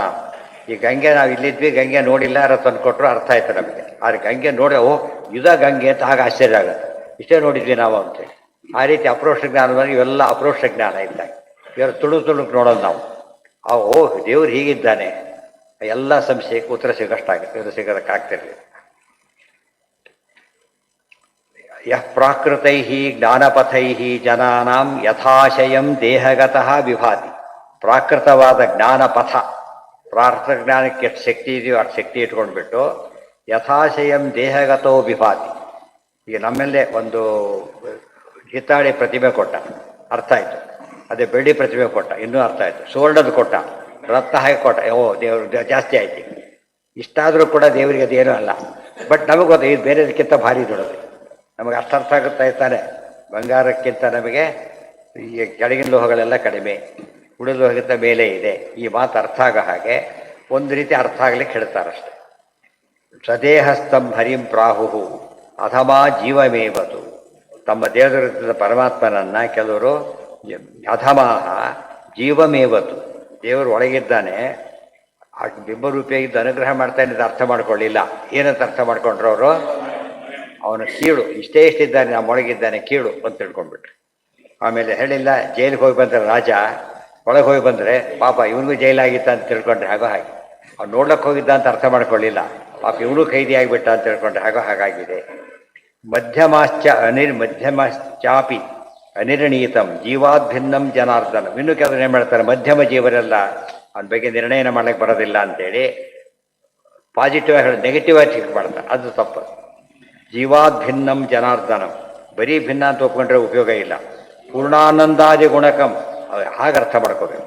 ಪೂರ್ಣಾನಂದಾದಿ ಗುಣಕಂ ಸರ್ವಜೀವ ವಿಲಕ್ಷಣಂ ಉತ್ತಮಾಸ್ತು ಹರಿಂ ಪ್ರಾಹು. ಉತ್ತಮ ರೀತಿ ತಿಳ್ಕೊಳ್ತಾರೆ ನೋಡಿ. ದೇವ್ರನ್ನ ತಿಳ್ಕೊಂಡ್ರು ಕೂಡ ಲಿಮಿಟೆಡ್ಡಾಗಿ ತಿಳ್ಕೊಂಡ್ರೆ ಅದು ಅಧಮ ಜೀವನ ಜ್ಞಾನ, ನಿಜವಾಗ್ಲೂ ತಾಮಸ ಜ್ಞಾನನೇ. ಸ್ವಲ್ಪ ಜಾಸ್ತಿ ತಿಳ್ಕೊಂಡ್ರೆ ಅದು ರಾಜಸ. ಇಷ್ಟೇ ಏನು ತಿಳ್ಕೊಂಡ್ಬಿಟ್ರೆ ರಾಜಸ, ಇದಕ್ಕಿಂತ ಕಡಿಮೆ ಅಂದರೆ ತಾಮಸ. ಹೇಳಕ್ಕ ದೊಡ್ಡವನು ಅಂದರೆ ಅದು ಸಾತ್ವಿಕ ಜ್ಞಾನ. ಉತ್ತಮಾಸ್ತು ಹರಿಂ ಪ್ರಾಹು ತಾರತಮ್ಯೇನ ತೇಷು ಚ ಬುದ್ಧಿಶುದ್ಧಿ ಅನುಸಾರ. ಅಲ್ಲೂ ತಾರತಮ್ಯ ಇದೆ. ಯಥಾ ಪ್ರಾಣಂ ಶರೀರಗಂ, ಪ್ರಾಣಶಕ್ತಿ ಶರೀರದಲ್ಲಿ ಎಷ್ಟೇ ಇರುತ್ತೆ ಹಾಗೆ ಅವ್ರ ಶಕ್ತಿ ಲಿಮಿಟೆಡ್ ಆಗಿದ್ದಂತೆ ಲಿಮಿಟೆಡ್ಡಾಗಿ ಅರ್ಥ ಆಗುತ್ತೆ. ಶ್ವಾಸ ಮಾತ್ರಂ ಜನಾ ಪ್ರಾಹು. ಎಕ್ಸಾಂಪಲ್ ಕೊಡ್ತಾರೆ. ಈಗ ನಮ್ಮ ತುಂಬ ಜನಕ್ಕೆ ಶ್ವಾಸ ಪ್ರಾಣ ಅಂದ್ರೆ ಹೇಳಿ ಶ್ವಾಸ ಅಷ್ಟೇ, ಉಸಿರಾಡ್ತಾರೆ, ಅಷ್ಟು ಮುಗಿತಾರೆ ಕಥೆ. ಅವರು ಶ್ವಾಸ ಶಬ್ದ ಮುಗಿದೋಯ್ತು.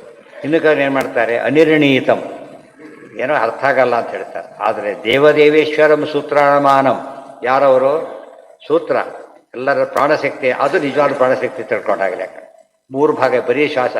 ಸೈನ್ಸ್ ಹೇಳೋದು ಅಷ್ಟೇ, ಏನು ನಡೀತದು, ಬರೀ ಶ್ವಾಸ. ಆಮೇಲೆ ಇದು ತಗೊಂಡ್ರೆ ಕೆಲವು ಏನೋ ಗೊತ್ತಾಗಲ್ಲ ಬಿಡ್ರಿ ಅಂತ ಹೇಳಿದ. ಅದಕ್ಕೆ ಸ್ವಲ್ಪ ಜಾಸ್ತಿ ಹೇಳಕ್ಕೆ ಕೊಟ್ಟ ಗೊತ್ತಾಗೋದಿಲ್ಲ ಅಂತ ಹೇಳಿದ. ಹೇಳಬಾರ್ದು. ದೇವದೇವೇಶ್ವರಂ ಅಂದರೆ ವಾಯುರ್ ದೇವದೇವೋ ವಿಶಿಷ್ಟ. ದೇವದೇವೇಶ್ವರಂ ಸೂತ್ರನಾಮಾನಂ ಪ್ರಾಣವೇದಿನ ಇತಿ ಚ. ಅಂದರೆ ದೇವ್ರ ಬಗ್ಗೆ ಹೇಗೆ ತಪ್ಪು ತಿಳ್ಕೊತಾರೆ ಅಂತ ಹೇಳೋದಕ್ಕೆ ನಾವು ಪ್ರಾಣದ ಬಗ್ಗೆ ಹೇಗೆ ತಪ್ಪು ತಿಳ್ಕೊಂಡಿದ್ದೇವೆ ಎಂಬುದನ್ನೇ ಎಕ್ಸಾಂಪಲ್ ಕೊಟ್ಟೆ. ಇಲ್ಲೇ ತಪ್ಪು ತಿಳ್ಬೇಕು ಹೇಗಿದೆ. ಪ್ರಾಣನ ಬಗ್ಗೆ ತಪ್ಪು ತಿಳ್ಕೊಂಡಾಗ ಪ್ರಾಣೇಶ್ವರನಾದ ಪರಮಾತ್ಮನ ಬಗ್ಗೆ ಇನ್ನೂ ತಪ್ಪು ತಿಳ್ಕೊತಾರೆ. ಮಧ್ಯಮಾಹ ದೇವದೇವೇಶ್ವರಂ ಸೂತ್ರನಾಮಾನಂ ಪ್ರಾಣವೇದಿನಃ ಇತಿ ಚ. ನಮಗೆ ದೇವರ ಕಲ್ಪನೆ ಎಷ್ಟಿರುತ್ತೆ ಅಂದರೆ ಭಾಳ ಲಿಮಿಟೆಡ್ ಸೆನ್ಸಲ್ಲೇ ಇರೋದು. ಇಷ್ಟೆಲ್ಲ ಕೇಳಿದರೂ ಕೂಡ ದೇವರು ಅಂತಷ್ಟೇ ಇಷ್ಟ ಅರ್ಥ ಆಗೋದು, ಜಾಸ್ತಿ ಅರ್ಥ ಆಗೋದು ಅಷ್ಟೇ. ಅದಲ್ಲ ದೇವರ ಶಬ್ದ ಅರ್ಥ. ನಾವು ಎಂದೂ ಮೌಂಟ್ ಎವರೆಸ್ಟ್ ನೋಡ್ದೇನೆ ನಮ್ಮ ಬೆಟ್ಟಗಳು ನೋಡಿದವರಿಗೆ ಇದಿದ್ದಾಗಿದೆಯಾ ಇದಿದ್ದಾಗಿದೆ ಅಂತ ಕೇಳ್ತಾರೆ. ತುಂಬ ಎತ್ತರ ಇದೆ ಅಂದರೆ ಇಷ್ಟೇ ಎತ್ತರ ಇಷ್ಟೇ ಅಲ್ಲ ಬಿಡಿ, ಕಂಪೇರ್ ಮಾಡೋಕ್ಕೆ ಬರೋದಿಲ್ಲ ಹಾಗೆ ಹೇಳಬೇಕು. ಇಲ್ಲದವ್ರು ಏನಾಗುತ್ತದು, ಇದು ಮೌಂಟ್ ಎವರೆಸ್ಟ್ ಇದ್ದಾಗಿಲ್ಲ, ಎತ್ತರ ಇದೆ ಅಷ್ಟೇ. ಇದೇ ಮೌಂಟ್ ಎವರೆಸ್ಟ್ ಆದರೆ ಅದು ಮೌಂಟ್ ಎವರೆಸ್ಟ್ ಅದನ್ನೇ ಕರಿಬೇಕಾಗಿದೆ, ಇದನ್ನೇ ಕರಿಬೋದಾಗಿದೆ. ಇದು ಕರಿಲಿಕ್ಕೆ ಬರೋದಿಲ್ಲ. ಆ ಅರ್ಥದಲ್ಲಿ ದೇವರನ್ನು ತಿಳ್ಕೊಳ್ಳೋ ರೀತಿ ಅದು. ದೇವದೇವೇಶ್ವರಂ ಸೂತ್ರನಾಮಾನಂ ಪ್ರಾಣವೇದಿನ. ಇದೆಲ್ಲ ನಿಮಗೆ ಗೊತ್ತಾದಾಗ ಯಾತಕ ಋಷಿಗಳು ತಪಸ್ಸೆಲ್ಲ ಮಾಡ್ತಾರೆ ಅಂದರೆ ಈ ಕಾನ್ಸೆಪ್ಟ್ ಏನಾಗಬೇಕು, ಅವರಿಗೆ ಹೆಚ್ಚೆಚ್ಚು ಕ್ಲಾರಿಟಿ ಬರಬೇಕು. ನಮ್ಮದೆಲ್ಲ ಶಬ್ದದ ಕ್ಲಾರಿಟಿ ಇದು, ಅದರಲ್ಲಿ ಯಾವ ಕ್ಲಾರಿಟಿ ಬರಬೇಕು ಅವರಿಗೀಗ, ಅರ್ಥದ ಕ್ಲಾರಿಟಿ ಜಾಸ್ತಿಯೇ ಬರಬೇಕು. ಅದಕ್ಕೋಸ್ಕರ ತಪಸ್ಸನ್ನು ಫುಲ್ ಮಾಡ್ತಾ ಮಾಡ್ತಾ ಮಾಡ್ತಾ ಅದನ್ನು ಆ ಲೆವೆಲಲ್ಲಿ ಇರ್ತಾರೆ. ಇವತ್ತು IAS ಓದೋದು ಭಾರಿ ಸುಲಭ, ಕೋರ್ಸ್ ಮಾಡೋದು MA ಕೋರ್ಸ್ ಮಾಡೋದು ಸುಲಭ. MA 2 ಸಾವಿರ ಕತೆ ಮುಗಿತಾನೆ. ಆದರೆ ಮುಂದೆ ಓದ್ಬೇಕಾದ್ರೆ ಇಷ್ಟ ಇಲ್ಲ ಎಷ್ಟು ಮಾಡೋಕ್ಕೆ ಆಗದೆ ಬಿಟ್ಟವ್ರು ಇಲ್ವೇನು. ಆದರೆ ಮಾಡಿದ್ರು ಕೂಡ ಥರ್ಡ್ ಕ್ಲಾಸ್ ಮಾಡಿದವ್ರು ಇಲ್ವೇನು, ಅದು ಕೂಡ third class, second class, first ಆಗಲಿಲ್ಲ. ಒಂದು ಸರ್ತಿ ಬಂತು, ಇನ್ನೊಂದು ಸರ್ತಿ ಹೋಯಿತು. ಆ ರೀತಿ ಅಲ್ಲ. ಇದೆಲ್ಲ ಯೋಚನೆ ಮಾಡ್ತಾ ಹೊರಟ್ರೆ ನಾವು ಕೇಳೋದೆಲ್ಲ ಶಬ್ದಗಳಿಗೆ ಕೇಳುತ್ತಿದ್ದೇವೆ ಹೊರತು ಅದ್ರ ಕಾನ್ಸೆಪ್ಟ್ ನಮಗಿನ್ನ ಅರ್ಥ ಆಗಬೇಕಾದ್ರೆ ಹರಿಕಥೆಯನ್ನು ಕೇಳಿದ್ದೇ ಕೇಳು, ಕೇಳಿ ಕೇಳಿ ಕೇಳಿ ಗಟ್ಟಿ ಮಾಡ್ಕೊತಾ ಹೋಗ್ಬೇಕು. ಬ್ರಹ್ಮಾ ಭವೋ ಭವ ದೇವದೇವೇಶ್ವರಂ ಸೂತ್ರನಾಮಾನಂ ಪ್ರಾಣವೇದಿನಃ ಇತಿ ಚ. ಬ್ರಹ್ಮಾ ಭವೋ ಭವಂತಶ್ಚ ಮನವೋ ಯುಧೇಶ್ವರಾಃ ವಿಭೂತಯೋ ಮಮ ಹೇತ ಭೂತಾನಾಂ ಭೂತಿಹೇತವಃ. ಪರಮಾತ್ಮ ಉತ್ತರ ಕೊಡೋ ಭಾಗವೆಲ್ಲ ಕೂಡ. ಬ್ರಹ್ಮದೇವರು, ಭವಃ ರುದ್ರದೇವರು, ಭವಂತಶ್ಚ ನೀವೆಲ್ಲರೂ ಕೂಡ ದಕ್ಷಾದಿಗಳು, ಮನವಃ ಮನುಗಳು, ವಿಬುಧೇಶ್ವರ ದೊಡ್ಡ ದೊಡ್ಡ ದೇವತೆಗಳು, ವಿಭೂತಯೋ ಮಮ ಹೇತ ನನ್ನ ವಿಭೂತಿಗಳು ಇವೆಲ್ಲ ಕೂಡ. ವಿಭೂತಿಗಳು ಅಂದ್ರೇನು, ನನ್ನ ಸನ್ನಿಧಾನ ಹೊಂದಿರೋದೇ ಹೀಗಿದೆ ಅಂದರೆ ಹೇಗಿರಬೇಕು. ಒಬ್ಬರು ಸಕ್ಕರೆ ತೋರಿಸ್ಬೇಕಾಗಿತ್ತು, ಸಕ್ಕರೆ ಇಲ್ಲ, ಹಾಕಿದ್ದಿತ್ತು, ಕುಡಿದು ನೋಡು ಅಂದರು, ಸಿಹಿ ಇದೆ ಅಂದರು, ಸಿಹಿ ಇದೆ ತಾನೇ, ಇದು ನನ್ನ ಸಕ್ಕರೆ ಸನ್ನಿಧಾನ, ಇದು ಸಕ್ಕರೆ ಹಳ್ಳಿ ತರೋಡು ಅಂತ ಹೇಳ್ತಾ. ಸಕ್ಕರೆ ಕಾಂಟ್ಯಾಕ್ಟ್ ಬಂದಿದ್ದಕ್ಕೆ ಏನಾಯ್ತದ, ಸಿಹಿ ಆಗಿಬಿಡುತ್ತೆ. ಅಂದರೆ ಕಾಂಟ್ಯಾಕ್ಟ್ ಬಂದಿದ್ದಕ್ಕೆ ಸಿಹಿ ಆಗಬೇಕಾದ್ರೆ ಅದೇ ಸಿಹಿ ಇರಬೇಕದು, ಅರ್ಥ ಆಯ್ತಾ. ಬೆಲ್ಲ ಸಿಹಿ ಮಾಡೋಕ್ಕೆ ಸ್ವಲ್ಪ ಬೆಲ್ಲ ಹಾಕ್ಲಿಕ್ಕಾಗತ್ತಾ, ಇಲ್ಲ. ಅದಕ್ಕೇನೆ ಸನ್ನಿಧಾನ ಅಂದ್ರೆ ಅದು ನಾವು ಹಾಕೋ, ಅದು ಹಾಲು ಸಿಹಿ ಇಲ್ಲ, ನೀರು ಸಿಹಿ ಇಲ್ಲ, ಬೆಲ್ಲ ಹಾಕಿದ್ರೆ ಸಿಹಿ ಆಯಿತು. ಅದಕ್ಕೆ ಬೆಲ್ಲದ ಸನ್ನಿಧಾನ ಅಂತೀವಿ ನಾವೇ. ಬೆಲ್ಲ ಇದೆ ಸನ್ನಿಧಾನ ಅನ್ನಬಾರ್ದು, ಏನದು ಬೆಲ್ಲನೇ. ಇದು ಬೆಲ್ಲದ ಸನ್ನಿಧಾನ, ಅದು ಬೆಲ್ಲನೇ. ಇದು ವೆಂಕಟೇಶ ದೇವರು, ಕೃಷ್ಣ, ಮತ್ಸ್ಯಕೂರ್ಮ ಏನೋ ದೇವರೇನೆ. ಇವರೆಲ್ಲ ಎಂಥವ್ರು ದೊಡ್ಡವರದ್ದು ಸನ್ನಿಧಾನ ಇರೋದು ಅಷ್ಟೇ ಹೊರತು ಇವರಲ್ಲ. ಬ್ರಹ್ಮ ಭವೋ ಭವಂತಶ್ಚ ಮನವೋ ವಿಭುಧೇಶ್ವರಾಃ ವಿಭೂತಯೋ ಮಮ ಹೇತಾಃ ಭೂತಾನಾಂ ಭೂತಿಹೇತವಃ. ಇವರೇ ನಿಮ್ಗೆ ಇಷ್ಟು ಅನುಕೂಲ ಮಾಡಿಕೊಡ್ಬೇಕಾದ್ರೆ ದೇವರೆಷ್ಟು ಮಾಡ್ಬೋದು, ಗೊತ್ತಾಯ್ತಾ. ಸಕ್ಕರೆ ಹಾಕಿದ್ದಾನೆ, ಅದು ಸಿಹಿ ಇದೆ ಅಷ್ಟೇ ಇದೆ, ಬಟ್ ಇನ್ನೊಂದು ಉತ್ಸವ ಬರಲ್ಲ ಅದನ್ನೀಗ. ಮೈಸೂರು ರೂಪಾಯಿ ಕ್ಯಾರ ಇಟ್ಟು ಸಿಹಿ ಕಡಿಮೆ ಇತ್ತು, ಇದನ್ನು ಹಾಕಿದ ಅದಕ್ಕೆ ಏನಾಯಿತು, ಇದು ಕೆಟ್ಟೋಯ್ತು, ಅದು ಕೆಟ್ಟೋಯ್ತು, ಉಪಯೋಗ ಬರಲಿಲ್ಲ. ಮೂಲದಿಂದ ಹಾಕ್ಲಿಕ್ಕೆ ಬರೋದಿಲ್ಲ. ಆದ್ದರಿಂದ ಯಾಕೆ ಮೂಲಕ್ಕೆ ಡಿಫ್ರೆನ್ಸ್ ಇಲ್ಲದೆ ಹೋದರೆ ಸನ್ನಿಧಾನ ಅಂತ ಕರಿಬೇಕಾಗ್ತಿರ್ಲಿಲ್ಲ, ಗೊತ್ತಾಯ್ತಾ. ರಾಡು ಬಿಸಿಯಾಗಿದೆ, ಅದಕ್ಕೋಸ್ಕರ ಬೆಂಕಿ ಅಂತ ಕರೆದೇ ಹೊರತು ನಿಜವಾದ ಬೆಂಕಿ ಅಲ್ಲ ಅದು. ಸ್ವಲ್ಪ ಹೊತ್ತಿಗೆ ಪೂರ್ತಿ ಹೋಗಿ ಬರಾಡಾಗ್ಬಿಟ್ಟು. ಆ ಅರ್ಥದಲ್ಲಿ ದೇವರನ್ನು ಸರಿಯಾಗಿ ತಿಳಿಬೇಕು. ಭೂತಿ ಹೇತವ್ ಅಲ್ಲ, ಇಲ್ಲಿ ಭೂತಿ ಹಾಗಲ್ಲ. ಅವರು ವಿಭೂತಿಯಾಗಿದ್ದಾರೆ. ಇವಾಗ ರಾಜ ಇದ್ದಾರಪ್ಪ, ನಮಗೆ ಗ್ರಾಂಟ್ ಕೊಟ್ಟ, ಎಷ್ಟೋ ಕೋಟಿನ ನೋಡಿದ್ರ. ರಾಜ ಎಷ್ಟು ಕೋಟಿ ದುಡ್ಡು ಕೊಡ್ತಾನೆ, ಯಾಕೆ ದೇವ್ರ ವಿಭೂತಿ ರೂಪ ಇದೆ ಅವನಲ್ಲಿ. ನಾರಾಯಣಾಂಚ ನರಾಧಿಪ ಇದೆ, ಇಲ್ಲ ದೇವರೇ ಎಷ್ಟು ಕೊಡ್ಬೋದು ಹಾಗಿದ್ರೆ. ಅದು ಅರ್ಥ ಆಗಲಿಕ್ಕೆ, ಅದು ಅರ್ಥ ಆಗಲಿಕ್ಕೆ ವ್ಯವಸ್ಥೆನೇ ಹೊರತು ಇದಲ್ಲ. ಯಾರೋ ಒಬ್ಬ ಇಂಡಿವಿಜುವಲ್ ಕೋಟಿ ಗಟ್ಟಲೆ ಕೊಟ್ಟ, ಅಷ್ಟು ಶುರುವಾಗಿ ಅಲ್ಲಿಂದ ನೋಟಿಸ್ ಬರೋದು ಫಸ್ಟ್, ಎಲ್ಲಿಂದ ಕೊಟ್ಟು ಎಲ್ಲಿಂದ ಇತ್ತು. ಆದರೆ ಸರ್ಕಾರ ಕೇಳೋದಿಲ್ಲ, ಅದೇ ಅದಕ್ಕೆ ಸರ್ಕಾರ ಇವು ಟ್ಯಾಕ್ಸ್ ದೊಡ್ಡ ಅದೇ ಆನ್ಸರ್, ಬೇರೆ ಇಲ್ಲ. ಜನ ಕೊಡೋ ಟ್ಯಾಕ್ಸೇ ಅದಕ್ಕೆ ಆಧಾರ, ಅಲ್ಲಿ ಕೇಳೋದಿಲ್ಲ. ಇವ್ರು ಕೊಟ್ಟರೆ ಕೇಳ್ತಾರೆ. ಗೊತ್ತಾ, ದಾನ ಧರ್ಮ ಸ್ವಲ್ಪ ಮಾಡಿದ ಯಾರು ರೆಡ್ಡಿ ಮಾಡೋದಿಲ್ಲ, ಭಾರಿ ಮಾಡಿದಾಗ ಇಮ್ಮಿಡಿಯೇಟ್ಲಿ ಕೇಳ್ತಾರೆ ಎಲ್ಲಿಂದ ಬಂತು, ಸೋರ್ಸ್ ಆಫ್ ಇನ್ಕಮ್ ಇಟ್ಕೊಳ್ಬೇಕು. ದೇವರಿಗೆ ಸೋರ್ಸ್ ಆಫ್ ಇನ್ಕಮ್ ಯಾವುದು, ಅವನೇ ಸ್ವರೂಪ, ಎಲ್ಲ ಸ್ವರೂಪ ಅಂತಿರುತ್ತೆ. ಅದು ಉಳಿದವ್ರು ಪ್ರಶ್ನೆ ಮಾಡೋಂಗಿಲ್ಲ.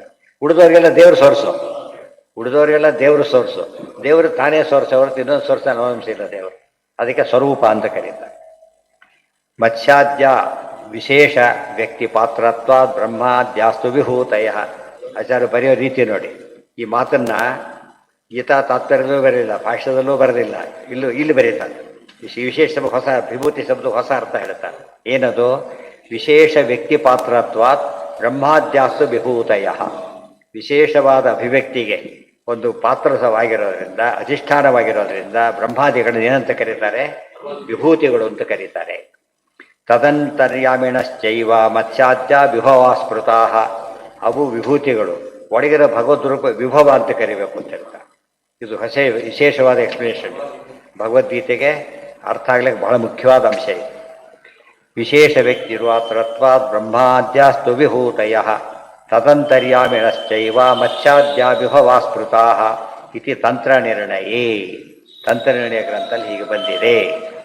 ಅಲ್ಲಿಗೆ ನಾಳೆ ದಿವಸ ಮುಂದಿನ ಪಾಠ. ದೊಡ್ಡ ಅಧ್ಯಾಯ ಅಂದರೆ ವಿಷಯಗಳು ತುಂಬ ಇರೋದ್ರಿಂದ ಹಾಗೆ ಮಾಡಿದ್ದಾರೆ.